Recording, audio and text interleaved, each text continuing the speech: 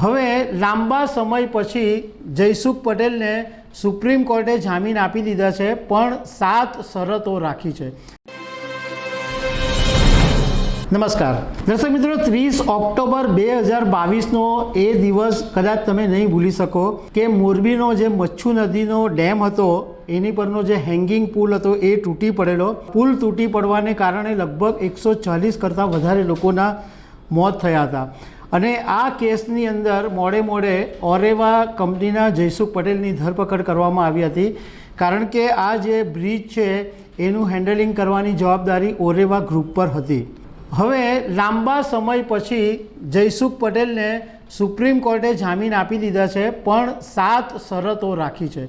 તો આ 7 શરતો કઈ છે એના વિશે તમારી સાથે વાત કરીશું। મારું નામ રાજેશ શાહ છે અને તમે જોઈ રહ્યા છો ખબર છે.com। દર્શક મિત્રો, આ જે મોરબીના મચ્છુ નદી પરનો હેંગિંગ પુલ તૂટી પડેલો એમાં 140 કરતાં વધારે લોકો, જેમાં બાળકો પણ હતા, એમના મોત થયા પછી ગુજરાતની અંદર ભારે હોબાળો મચી ગયો હતો અને થોડા સમય પછી જયસુખ પટેલની ધરપકડ કરવામાં આવી હતી અને જયસુખ પટેલ અત્યાર સુધી જેલમાં જ હતા।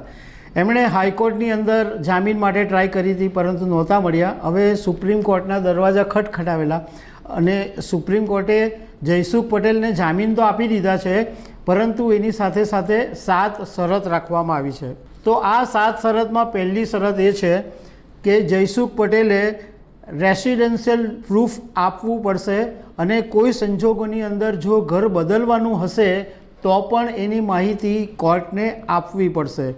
બીજી શરત એ રાખવામાં આવી છે કે જયસુખ પટેલ સાક્ષીઓને કોઈપણ સંજોગોની અંદર પ્રભાવિત કરવાની કે ડરાવવાની કોશિશ કરી શકશે નહીં। ત્રીજું શરત એ રાખવામાં આવી છે કે 7 દિવસની અંદર પાસપોર્ટ છે એ કોર્ટમાં જમા કરાવી દેવાનો રહેશે। ચોથી શરત એ રાખી છે કે જયસુખ પટેલને 1 લાખ રૂપિયાના બોન્ડ જમા કરાવવાની શરતે જામીન આપવામાં આવ્યા છે, એટલે જયસુખ પટેલે કોર્ટમાં 1 લાખ રૂપિયાના બોન્ડ જમા કરાવવા પડશે। પાંચમી શરત એ છે કે જયસુખ પટેલ કોર્ટની પરવાનગી વગર દેશ છોડી શકશે નહીં, એટલે વિદેશ જવું હોય તો જયસુખ પટેલે પહેલાં કોર્ટની પરવાનગી લેવી પડશે। છઠ્ઠી શરત એ છે કે કોર્ટની ટ્રાયલ દરમિયાન જયસુખ પટેલ મોરબી જિલ્લાની અંદર પ્રવેશી શકશે નહીં અને સાતમી શરતમાં એવું છે કે કોર્ટની કાર્યવાહી ચાલતી હોય એ દરમિયાન મોરબીની અંદર જયસુખ પટેલ આવી શકશે। એટલે આ 7 શરતો પાળવાની રહેશે અને એ શરતોને આધારે સુપ્રીમ કોર્ટે જયસુખ પટેલને જામીન આપ્યા છે।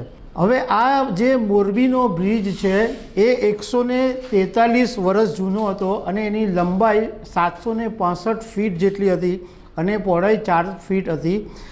1879માં આ બ્રિજનું ઉદ્ઘાટન કરવામાં આવ્યું હતું અને આનો જે કેબલ બ્રિજ હતો એ 1922માં રાજા વાઘજી રાવજીએ બનાવેલો હતો। તો દર્શક મિત્રો, આવી અનેક વાતો સાથે અમે તમને મળતા રહીશું। Thank you very much.